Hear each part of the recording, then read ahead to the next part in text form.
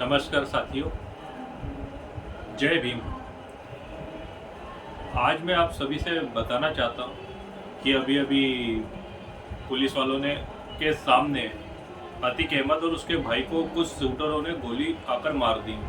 वो भी अतीक अहमद को हाई सिक्योरिटी दी गई थी, उसके बीच में कुछ शूटर आते हैं और बताना चाहता हूँ कि वो शूटर बिल्कुल ट्रेंड होकर आते हैं, पुलिस वालों के सामने गोली मारते हैं और पुलिस वाले उनको देखकर भागते हैं। इस बात के कई मतलब निकाले जा सकते हैं, इस बात को कई रूप में देखा जा सकता है। सबसे पहले बताना चाहता हूँ कि अभी अभी 14 अप्रैल गई है और 14 अप्रैल को हर पार्टी के लीडर ने बहुत जोर शोर से बनाया। देश ने बाबा साहब अम्बेडकर की जयंती बहुत जोर से बनाई। संविधान के बारे में हर समाज सेवी संस्था, हर सामाजिक व्यक्ति, हर राजनीतिक व्यक्ति ने बड़ी बड़ी बातें करी है। संविधान के बारे में इतना ज्ञान दिया गया है, जगह जगह कार्यक्रम हुए, हर प्रदेश हर जिले में बड़े बड़े कार्यक्रम गए। बाबा भीमराव अंबेडकर जी की मूर्ति पर हारों के ढेर लगा दिए गए और उसी के बाद ये सब होना ये साबित करता है कि इस देश में सिर्फ संविधान की बातें करी जा रही है। उस संविधान को जो बाबा साहब ने दिया था जिससे देश चलेगा, उस संविधान को कहीं पर ताक पर रखकर भूल गए ये लोग। और जो मुख्यमंत्री बनकर बैठे हुए योगी आदित्यनाथ, बीजेपी की सरकार और आरएसएस ने ये क्लियर मैसेज दिया है इस बार पूरे देश में। जिस जोर शोर से, जिस उत्साह से बाबा अंबेडकर की जयंती बनी थी, क्योंकि जितने लोगों ने ग्रेजुएट होते जा रहे हैं वो इस ताकत को समझते जा रहे हैं कि इस देश में अगर हमारा अधिकार सुरक्षित है, हम सुरक्षित है, तो उसके पीछे कारण इस देश का संविधान है जो बाबा भीमराव अंबेडकर ने दिया था। और ये हत्याकांड वो साबित करने के लिए है कि संविधान को इन लोगों ने ताक पे रख दिया है, जो मर्जी आएगी वो करा जाएगा। उत्तर प्रदेश के मुख्यमंत्री की खुद अपने मुंह से संसद के अंदर अगर ये बोल रहे, सदन के अंदर अगर ये बोल रहे कि मैं पूरे परिवार को मिट्टी में मिला दूंगा, और उसके बाद उनके बेटे की एनकाउंटर करा जाता है या हत्या करी जाती है, और इधर अतीक अहमद और उसके भाई के ऊपर वार होता है, बिल्कुल पॉइंट ब्लैंक पे गोली चलती है। इस खबर के भी कई आयाम निकलते हैं कि उत्तर प्रदेश में नगर निगम चुनाव घोषित हो गए, नगर निगम चुनाव होने वाले हैं, उसके पहले अचानक ये होना, हाई सिक्योरिटी के अंदर ये सब होना, या तो इसका मतलब ये है। और दूसरी बात मैं और बताना चाहता हूँ, इस बात का एक मतलब और निकल कर आता है। एक दिन पहले ही भाजपा के राज्यपाल रहे, जम्मू कश्मीर के राज्यपाल रहे, गोवा के राज्यपाल रहे, बहुत वरिष्ठ नेता सत्यपाल मलिक द्वारा ये कहना कि पुलवामा में गलती करी गई है, उनने मोदी जी से बात करी, मोदी जी ने बोला कि इस मामले में हमें चुप रहना है। सत्यपाल मलिक जी का ये मानना कि सरकार की चूक की वजह से, लापरवाही की वजह से 40 जवान शहीद हो गए वहां पर, उस बात को लेकर मोदी चुप हो गए। सत्यपाल मलिक ने यहां तक बोला है कि मोदी जी भ्रष्टाचार को पोषित कर रहे हैं, मोदी जी भ्रष्टाचारियों के मामले में चुपचाप हो जाते हैं। तो ये छापे विपक्ष के ऊपर मारकर ये नौटंकियां क्यों अपने आप को मोदी जी ऐसा बोलना चाह रहे कि मैं झोला उठाऊंगा और निकल जाऊंगा, क्यों अडानी और इनको पोषित करते जा रहे। बल्कि सत्यपाल मलिक ने डायरेक्ट बोला है कि अडानी और ये पूंजीवादी लोगन ये सरकार को लेकर डूबेंगे और मोदी जी इस सरकार को लेकर 2024 में डूबेंगे। मुझे जहां तक लगता है कि एक तो इस जो हत्याकांड, अतीक अहमद का जो हत्याकांड हुआ है, उसके पीछे भाजपा और आरएसएस के दो मोटो मेरे को सामने दिखाई दे रहे हैं। एक तो जिस हिसाब से बाबा साहब अंबेडकर की जयंती बनी थी और बड़े बड़े लोगों ने, सारे लोगों ने एक संविधान के ऊपर जो बड़ी बड़ी बातें करी है, जिलों शहरों के ऊपर जितनी जागरूकता हुई है, तो उन लोगों को सीधा सीधा बताने की कोशिश करी गई है कि तुम कितनी भी संविधान की बातें कर लो, संविधान हमने उठा के ताक पे रख दिया है, होगा वही जो हम चाहेंगे। हम चाहेंगे किसी का भी एनकाउंटर करके मर्डर करवा देंगे, हम चाहेंगे तो हाई सिक्योरिटी के अंदर किसी को भी मरवा दिया जाएगा, क्योंकि हम संविधान को मानेंगे नहीं। संविधान की तुम बातें करते रहना। तो एक ये कारण है। दूसरा कारण, सत्यपाल मलिक द्वारा जो मोदी के ऊपर डायरेक्ट अटैक करा, प्रधानमंत्री के ऊपर, जो किसी राज्यपाल जो बड़े वरिष्ठ उस पर रहता है, भाजपा का बड़ा लीडर, मोदी जी से भी ज्यादा सीनियर सत्यपाल मलिक जैसा अगर कोई ऐसी बातें बोलते हैं तो वो बातें सोचने पे मजबूर करती है कि ये ही वो सरकार है जिन्होंने अपनी साख बनाने के लिए देश के वीर जवानों को शहीद तो करवाया, उसके ऊपर मगरमच्छ के घड़ियाल वाले आंसू करे और देश को एक इमोशनल टच दिया, और पुलवामा की जांच अभी तक नहीं हो पाई है। मैं कहना चाहता हूं कि दूसरी बात अतीक अहमद के एक दिन पहले तक मीडिया ने तार उसके पाकिस्तान से जोड़ दिए, आईएसआई से जोड़ दिए, उसके ट्रांजैक्शन, हथियार ड्रोन से आते हैं, सारी चीज क्लियर करी थी। वो कौन लोग हैं जिनके नाम अतीक अहमद लेने वाला था? वो किन लोगों के अंदर डर था ऐसा? वो कौन है जिनके इसमें तार जुड़े हुए हैं? उसके नाम लेने के पहले सरकार की लापरवाही के कारण या सरकार की इतनी ढील पोल के कारण, क्योंकि ये मुझे मर्डर जो अतीक अहमद का मर्डर हुआ है ये प्री प्लांट मर्डर लगता है मुझे, जिस हिसाब से हुआ है, जहां पर पुलिस वालों को मैंने देखा है। मैं इस घटना के बारे में जितना मैंने समझा उतना मैं आप लोगों को समझाना चाहता हूं। अतीक अहमद इंटरव्यू दे रहे, पुलिस वाले खड़े हुए, एक आदमी इधर से आता है, बंदूक बिल्कुल सिर पे रखता है और गोली चला देता है। उसके बाद पुलिस वाले उस बंदूक वालों को पकड़ने की जगह चाहता, जो पीछे पुलिस वाले थे वो उसको पकड़ सकते थे, रोक सकते थे, उसको पकड़ने की जगह दूर भागते हैं। इतनी देर में 2-3 जने और आते हैं और फायरिंग, अंधाधुंध फायरिंग करी जाती है वहां पर। ये कौन लोग थे? ये ट्रेन थे।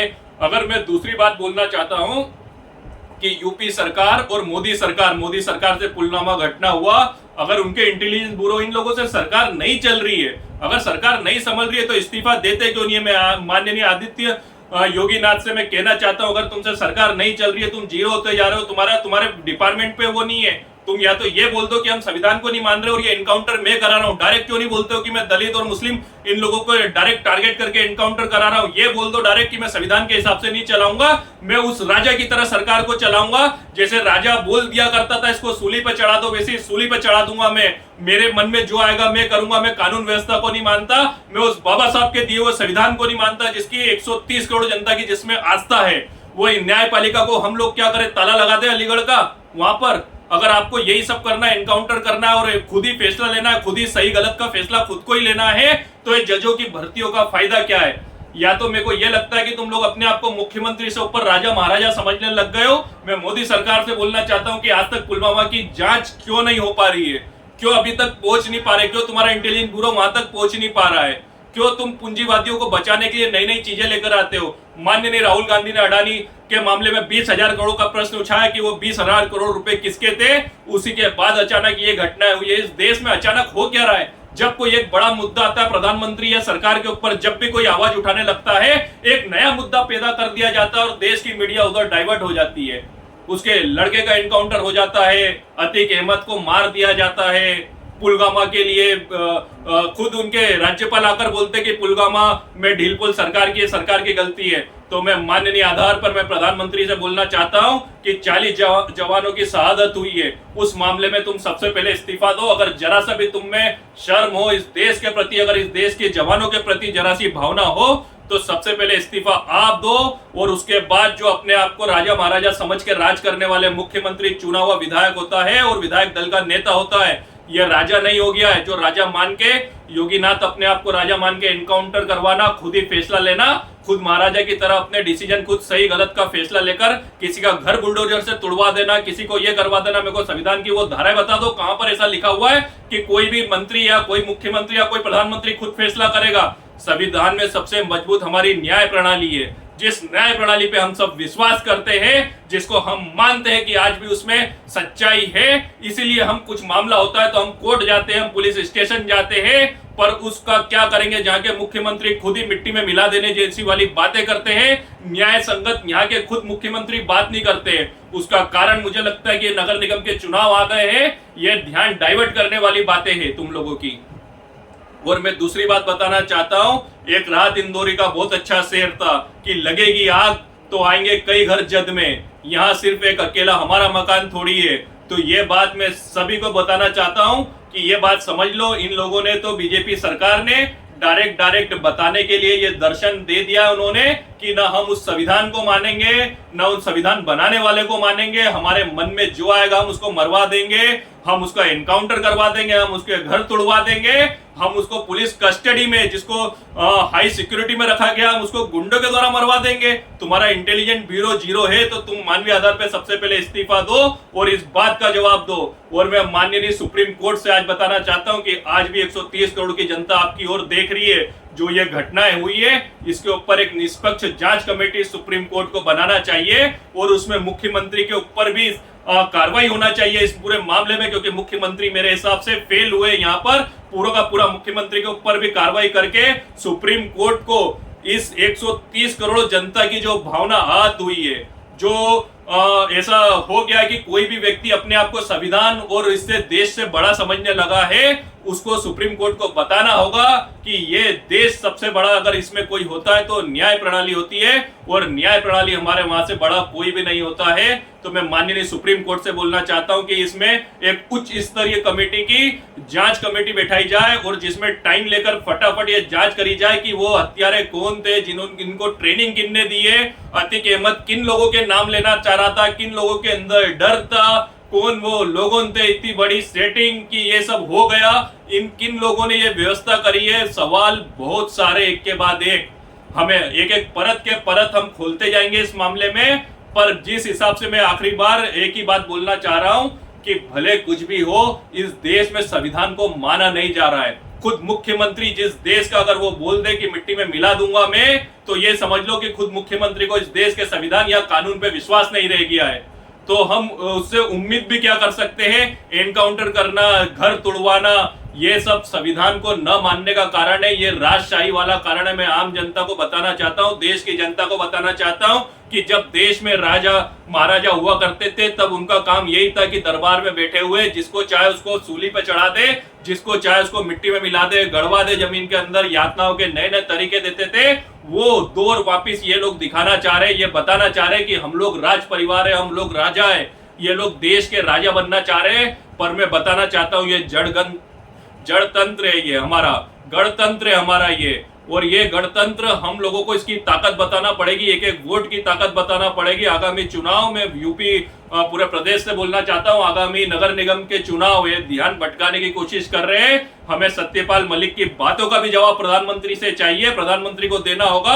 और यूपी में जितने घर तोड़वाए और जितों के एनकाउंटर करवाए और जितों को इतनी खुली आम है कि पुलिस के बीच में, हाई सिक्योरिटी के बीच में गोली मार के जा रहे, तो आदित्यनाथ जी को भी इसका जवाब देना होगा।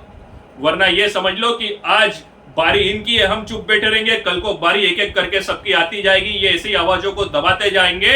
हमको भरोसा है न्याय प्रणाली पे, हमारे साथ अगर कुछ अन्याय होता है, हमको किसी को सजा देनी है, तो हमारा एक मजबूत न्याय विभाग है, हमारे जज है, हाई कोर्ट है, सुप्रीम कोर्ट है, उन पे हमको पूरा विश्वास है, उस तरीके से काम होना चाहिए। तो मैं वापस बोलना चाहता हूं कि बाबा साहब की जयंती में जितने जनों ने जय भीम और संविधान के बारे में बड़ी बड़ी बातें करी है, उससे बाबा साहब का खुश नहीं होना, ना इस देश का भला होना है। बाबा साहब ने अपने जयकारे और अपने खुश करने के लिए, मूर्तियां लगवाने के लिए ये संविधान नहीं बनाया था, उन्होंने संविधान बनाया था कि इस देश का, इस भारत का प्रत्येक नागरिक, आखिरी पंक्ति के नागरिक को भी न्याय बराबर मिले। ये हम लोगों को विचार करना होगा कि 2 दिन पहले 14 नवंबर बनाने पर बाबा साहब को असली श्रद्धांजलि होगी, या इस संविधान के बारे में बताकर और इस संविधान पे चलकर, और इस संविधान पे जो नहीं चल रहे उनको बताकर कि संविधान पे चलो, वरना इस देश में हम तुमको छोड़ेंगे नहीं। इस संविधान के हिसाब से इस देश में चलना होगा, क्योंकि हमको भरोसा इस देश के संविधान पर है, क्योंकि वो हमें स्वतंत्रता देता है, वो हमें पूरी छूट देता है, आजादी देता है, हमारी बात रखने की आजादी देता है, हमारे गलत करा है तो गलत को सजा देने की भी वो ताकत रखता है। तो हमको ये साबित करना होगा और बाबा साहब को सच्ची श्रद्धांजलि देना है, तो हमें संविधान संगत बातें करना होगी और देश को, उन्हीं लोगों को, उसी विचारधारा को हमें आगे बढ़ाना होगा जो संविधान से देश चलाने की बात करे, ना कि तोड़ने की बात करे। तो मैं बोलना चाहता हूं कि इस पे विचार आप लोग करिए कि हम बाबा साहब को अब श्रद्धांजलि देने का समय आ गया है। सच्ची श्रद्धांजलि बाबा साहब को यही होगी कि देश उस हाथों में रहे, उस विचारधारा के हाथों में रहे जो इस देश को संविधान स्वरूप चलाने पे विश्वास रखते हो, ना कि खुद राजा बनकर खुद फैसले लेने पे विश्वास रखते हो। जय हिंद, जय भीम, नमस्कार।